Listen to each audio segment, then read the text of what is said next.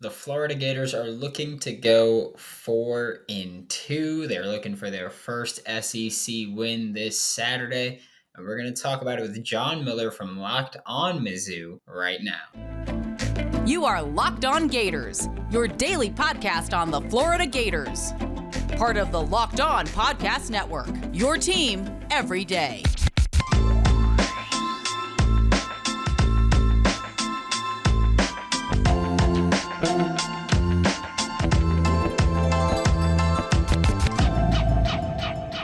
We are here with Locked On Crossover Action. I am Brandon Olson, the host of Locked On Gators, with John Miller, the host of Locked On Mizzou. And we're talking about this Florida Gators versus Missouri Tigers game. Before that, today's episode is brought to you by Upside. Download the free Upside app and use promo code LOCKED to get $5 or more cash back on your first purchase of $10 or more. And John, before we even talk about the game, I want to give you personally, on behalf of the Missouri program, a big thank you because last year's loss to Missouri in overtime was the moment where I was like, okay, Dan Mullen's getting fired. It's And all we have, over. yes, I that loss was legitimately the moment I was just like, okay, like there will be a change. Beforehand, we were like, maybe there needs to be a change, but the loss to Missouri just solidified it for me where I was just like, okay, Dan Mullen's gone. Let's start looking at candidates. So thank you so much for that because we got Billy out of it. So I'm cool with it. Well, so good. I'm glad you guys. So we're still in the honeymoon phase with Billy Napier. I see. What are the early impressions of Coach Napier? I love that he's been willing to adjust because, the first few months recruiting wasn't hot and Florida fans started getting very upset with it, where Billy had to Okay. put out an open letter where he was like, hey, like, we're going to get it done. And then he got more aggressive and got a ton of commits in a short period of time. And then the first few weeks of the season, Florida's offense was looking so boring and simple. And then the past 2 weeks, he's opened up the playbook and he's like, hey, we figured out how to throw the ball downfield. So I like that he's just like willing to adjust to things that aren't going the way they should be going. And that's just, it's one of those things where like the Broncos with Nathaniel Hackett, I'm like, okay, it's rough and it doesn't look like it's getting any better. Like he's not making changes. Billy Napier's at least changing what needs to be changed. So it's very refreshing. And I love that. And I love him. He just seems like a really cool guy. But from your end, what is the biggest story for Mizzou football heading into this game? Well, obviously, as everybody in the country noticed this past Saturday, a really, really, really good ball game between Missouri and Georgia, which I don't think anybody was really expecting. Certainly, I wasn't expecting that close of a ball game, despite what a gigantic homer that I am. So I guess the question is, can Missouri keep this momentum going? It's going to be tough. Typically, it's hard for a college team to have that kind of atmosphere on a Saturday night, get up really big for number one, get that close, and then, hey, we got to play another game. 11 a.m. kickoff. Am I wrong on that? Or noon, I guess, Eastern time. So an early kickoff, boy, that's worrisome to me. But really the biggest story, I think, for Missouri this week, we might find out today. In fact, this is Wednesday as we record here. Wednesday's practice for Missouri could be big because Dominic Lovett, who just got put on the Biletnikoff watch list, by the way, leads the conference in receiving yards, got banged up, didn't play in the second half last week, but still managed to get 84 yards in the first half, something like that. So if he doesn't play, that's a really big deal for Missouri. But if he can play and is anywhere close to 100%, I think Missouri actually has a pretty good shot in this ball game. Yeah, and if I'm not mistaken, Lovett was the receiver where there was that little scramble drill with Brady Cook, and then he just completely separated. It looked like he was running a hook or a slant, and just completely went with the corner after that. And it was a great play. So if he doesn't play, that helps Florida a lot in terms of scramble drill and that big playability there. And I mean, for Florida, we clearly, it's Anthony Richardson. Whether you want it to be or not want the big story to be Anthony Richardson, Sure. it's always going to be Anthony Richardson. Whether he can continue his hot streak that he's been on with Tennessee and Eastern Washington, which I know vaunted defenses over Sure. there. Yeah.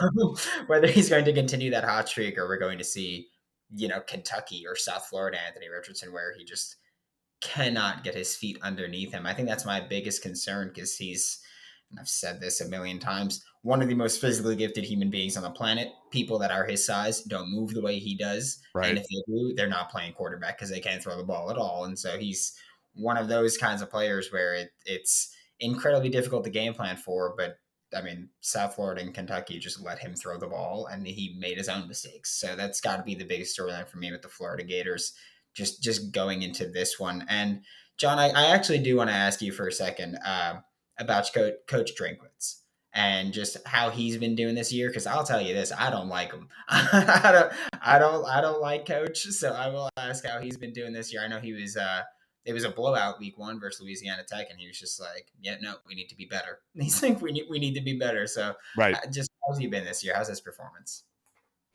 Well, I think it's been up and down. And, I sort of joked around early about Billy Napier still being in the honeymoon phase. Well, I think Drinkwitz is officially out of the honeymoon phase. And now in year 3 here, I think Missouri fans are taking a much more critical look at the guy, to be honest with you. And I think a lot of Missouri fans, and including myself at times, have been critical of his play calling. And really, even more importantly, just so far his inability to find a signal caller, a quarterback that he seems to be really comfortable with, one that can actually run his offense. In fact, Brady Cook, who he's starting in year 3, is a Barry Odom recruit. So that kind of tells you about all you need to know. Now, I am curious, Brandon, what's your beef with Drinkwitz? Obviously, there was the Dan Mullen kerfuffle, the whole, I'm going to put on the Darth Vader helmet and all this kind of crap thing. Is that basically it? We're just tired of Drinkwitz's mouth before he's really accomplished anything? Is that the whole deal? Partially, it's also that I met him before, and Okay, I that's fair. didn't like the interaction. I met him at Interesting. the 2021 Senior Bowl. He was there because Larry Roundtree III, who I love, was there. So I got to meet Coach Drinkwitz and Coach Looper, I believe his last Yeah. name is the running back Yep. coach. Chance Yeah, Looper, or he was yes, Curtis Looper. Excuse me. His he son was is awesome. Chance. Yeah. He was awesome. He was incredibly nice. Cool. Coach Drinkwitz legitimately, like, I went to introduce myself, and he was just like, legitimately just waved me off, and I was like, I hate Okay, him. then. That's That's just like, I you know hate what? him. That's fair. I will say one thing I've noticed with Coach Drinkwitz, this was definitely true in his first year with Missouri. If you're a younger member of the media, like if you're younger than Coach Drinkwitz and you're in the media, he kind of likes to bully the young guys in the media a little bit. So that seems a little bit on brand for me. I hate to say it. Yeah, it hurt my feelings a little bit. Hey, I don't I'm blame you. I still don't upset blame you. I would about have probably taken that a little personally too. it. Yeah, I was just like, okay, man. Come Like, on, I was bro. coming here to give you a compliment, and he just Yeah. completely just, hmm. Gave you the old stiff arm, huh? Yeah, so I was like, okay, I'm going to talk to Coach Looper, and he's way nicer. But we're about to take a look at how Florida can win this game, how Missouri can win this game. But first, a quick word from Upside because, John, I don't know about you, but driving's been a bit of a pain lately with the prices of the gas pump. They've gotten better, but it's still bad, and I like to eat out a lot. So them checks for me, not wonderful. Inflation is hitting me right where it hurts, right in the bank account, which is why I started using Upside. Upside is an incredible app for anyone who buys gas, groceries, dines out, and with every purchase, I'm earning cash back thanks to Upside. To get started, download the free Upside app. Use my promo code LOCKED and get $5 or more cash back on your first purchase of $10 or more. Download the free Upside app and use promo code LOCKED to get $5 or more cash back on your first purchase of $10 or more using promo code LOCKED. Thanks again for making Locked On Gators or Locked On Missouri your first listen of the day. And now we're talking about this big game. It's noon Eastern, 11 Central Time kick here, and Florida versus Missouri. Missouri is winning the series lead. I believe it is 6-5, especially after last year's 23-24 overtime win, which was a heartbreaker for me. It was just I had friends at my house when that happened, and let me tell you, one, I never have people over because I am an intense football watcher, not a yeller. I'm very quiet, but it sets a mood where I'm just like, don't talk to me. Right. And the way that game ended, I legitimately just walked out of the living room, went into the office, and I was just like, I need a breather. But I think that's how I felt after the Auburn game a couple weeks ago. I was like, I'm going to need a minute before I do this post game video, guys. Give me a second here. Yeah, I remember I had a bunch of friends over, and I was just like, "No, you need to leave me alone right now." 'Cause that should not have been a loss in the way that it was. I believe there was one passing touchdown, and our quarterback caught it. So that's about how that game went. Was really fun. But John, going into this game this Saturday, what does Missouri have to do to win this game? Well, number one, I think on the defensive side of the ball, I think that's the strength for Missouri right now is that defensive group. And it seems like the plan in several of the Gators' opponents so far, at least for the most part, has been to load the box against Anthony Richardson a little bit and dare him to make throws. And if you paid attention to my podcast or you just watched the Missouri game this past week against Georgia, that sounds quite a bit like Missouri's game plan against the Dogs this past Saturday, which was mostly effective, obviously. So I'm just curious, how do you see that matchup playing out? Because do you think Anthony Richardson can handle that type of pressure, get the ball out of his hand quickly, and make those kind of quick decisions?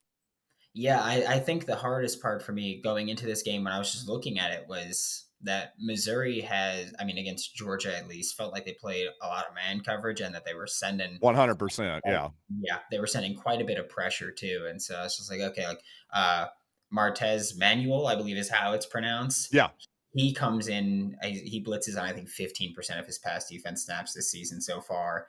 Tyron Hopper has been not only used somewhat often as a blitzer. I believe he's about a quarter of his pass defense reps he blitzes, but he's been incredibly effective when he does it. Yep. And I know that game, I know that the Florida Gators locker room is not super keyed in on Tyron Hopper. Like there's no bad blood there. They know that, Hmm. it was maybe a family situation as well. But Okay. I'm curious to see if Anthony Richardson can hold up against that because Tennessee blitzed the heck out of him and he did produce.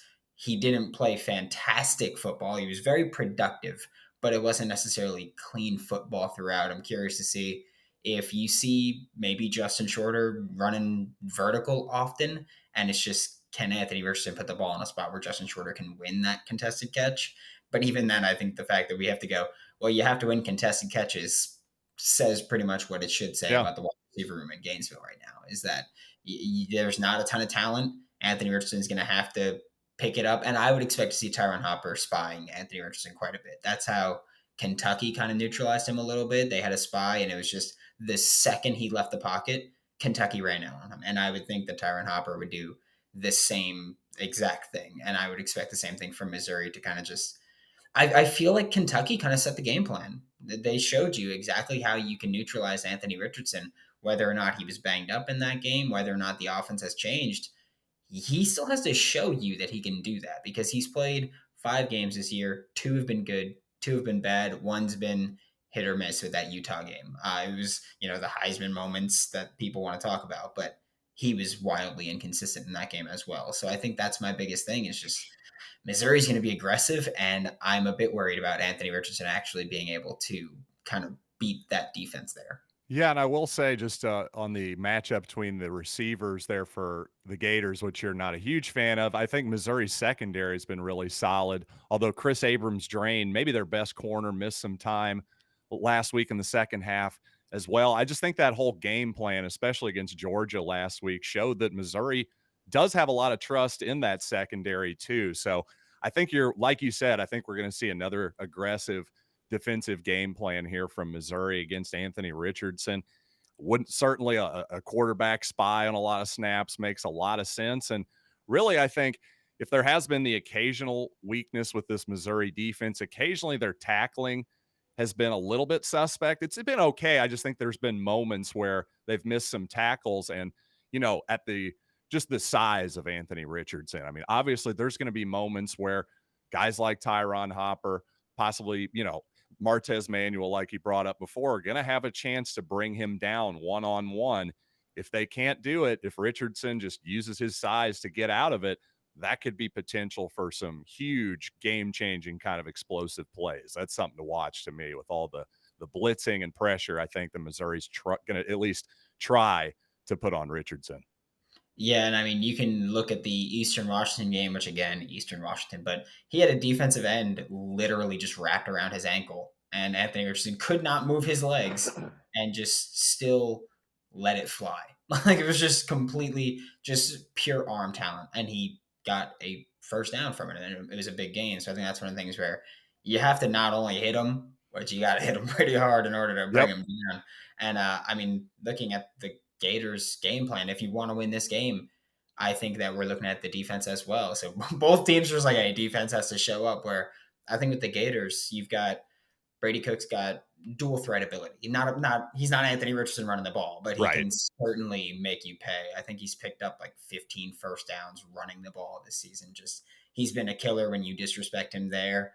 And I think the rushing attack from Missouri is going to be something that every team has found success running the football against Florida. You know, Florida fans love to tout that they've got almost 200 rushing yards per game when I believe they're allowing 215 rushing yards per Oh, game. wow.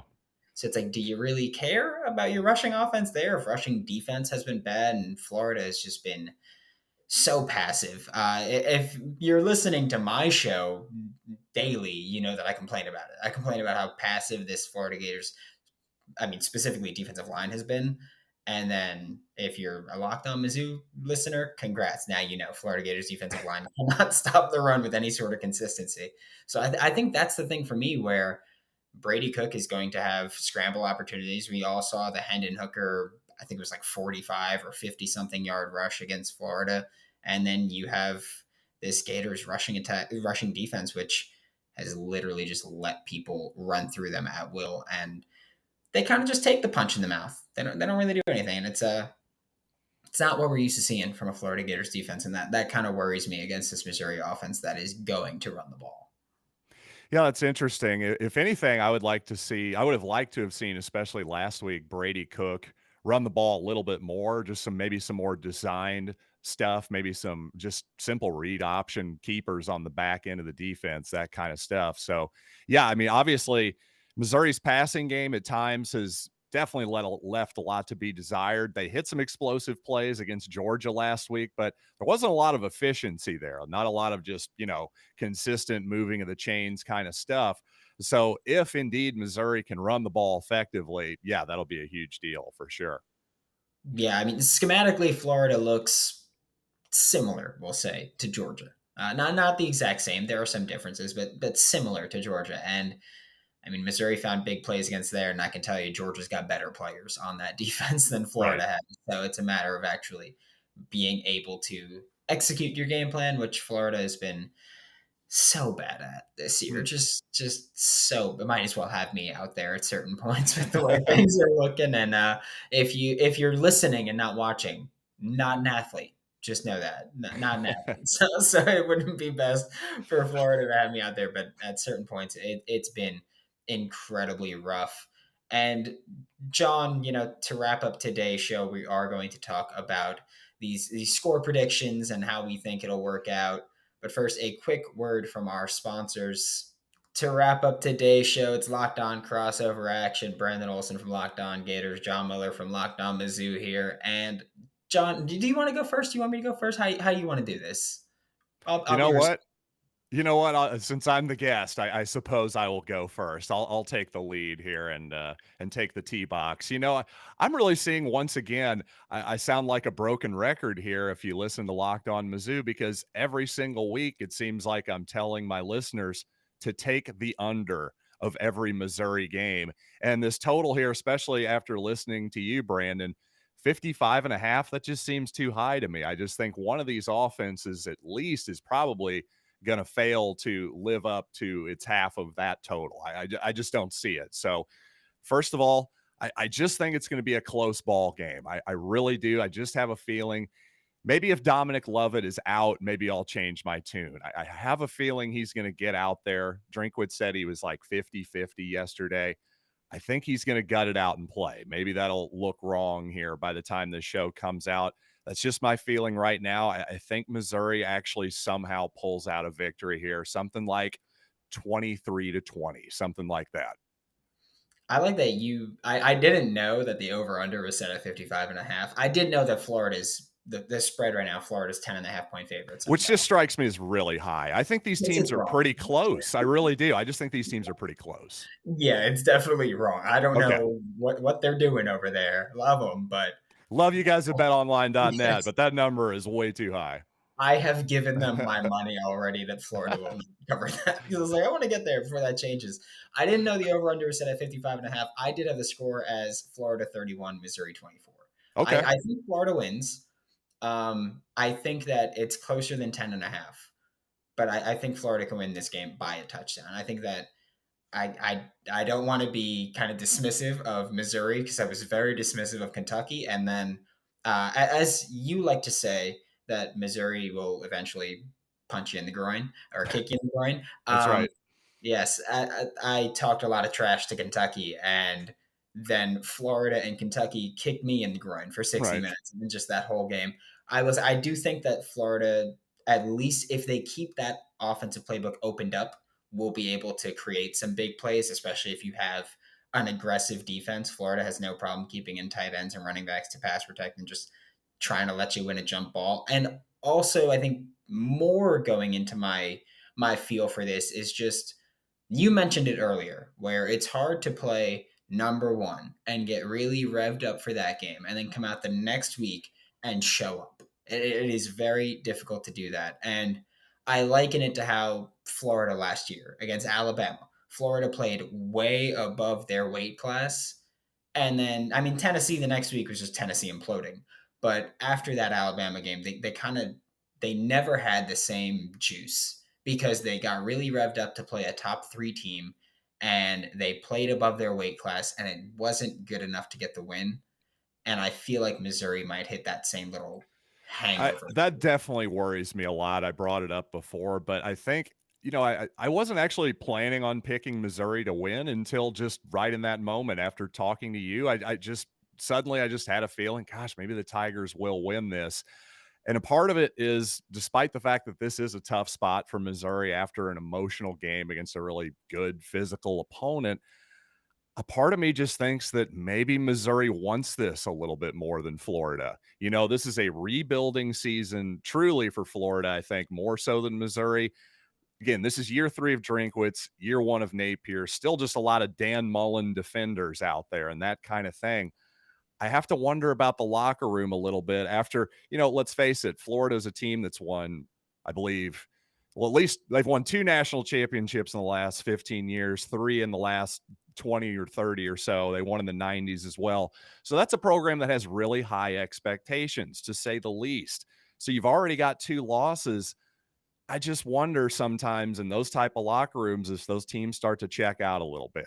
Maybe I'm reaching for something here, but that's just kind of a gut feeling that I have. Yeah, I mean, I understand that. I feel like that was my concern as well, of just like, this is a new roster. I've spoken to a couple of players who are like, man, I wish I played more, but haven't yet. But I will also say that on the Wednesday show of Locked On Gators, I had Hayden Hansen on, who's a Florida Gator freshman tight end. He's there every Wednesday.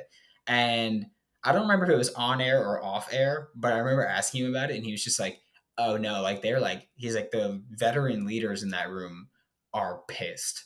He's like they're pissed about last year's Missouri loss. He's like, they should be. They should, yeah. Florida should have won that game. Florida wasn't a good team last year, right? But I think they should have won that game. I think they just were. It was horrible execution, horrible coaching, and I love it because Dan Mullen loved it and it got us Billy. But I think Florida should have won that game, and they didn't. And I know that a lot of the veteran leaders are pissed about it, and they're looking forward to this game. Okay, well, that makes me hesitate on picking Missouri to win a little bit then. Really? But you know what? Can I ask you one sort of fun question that's been on my mind? I am serious about this question, but it'll probably get a chuckle from your listeners a little bit. When does Urban Meyer get on the Florida Ring of Honor? It's got to happen. Come on, quit denying the guy. He's maybe your best coach in school history. What are we doing here? What is that? Did something happen with Urban Meyer? I'm forgetting. I'm being told, yes, there was some scandal there. Okay, sorry. But seriously, he's got to get up there at some point, right? It's been 10 years. We can do it. Gary Pinkel just got on the wall at Missouri, and it's only been 6 years or 7 years. Come on, get Urban up there. Give him his props. I feel like Florida wants to, and then every time that they're like, "Oh, let's do it," he does something stupid, and they're just they're like, "Oh, he's in the NFL now. He's Right. coming up. He's a It's little more cool. mature here." Yeah. And What could then, possibly go wrong? and then he screws the pooch Yeah. immediately. They couldn't even do it. Which, by I the was way, gonna say they got to wait another 4 or 5 years now, at least. I think, and then unfortunately for Urban. Yeah. see how he screws that one up too. I will say, Gary, And by then, I think you never know. There could be a contingent of people on Gator Reddit that are fully bring back Urban. Like it'll happen. Just wait. Give it don't another worry year. about If Napier slightly disappoints in year 2, the bring back Urban crowd, it will happen. Just watch. I know it. college football fans. I'll tell you this. I have gotten YouTube comments that are Billy Napier needs to bring in Urban Meyer as offensive coordinator because the offensive play calling at certain points has been so bad. But I'm sure Urban's gonna jump at that opportunity. Yeah. oh yeah, I'm sure he'd love to come right back, especially Absolutely. because Yeah. they're making a Netflix documentary about the Urban Meyer championship teams. So I'm sure that whatever comes out about that will delay the Urban Meyer to Gainesville. Yeah, there's gonna be some revelation if I know Urban Meyer. Oh yeah, there's going to be something just horrible. just despicable. Thank you everybody for tuning in. Thank you for making Locked On Gators or Locked On Mizzou your first listen of the day. Make your second listen Locked On SEC, hosted by Chris Gordy. And John, I'm sorry to do this to you, but this is how I wrap up every show. Get the best coverage on the best conference, including the best university, the University of Florida, with Locked On SEC. Well played.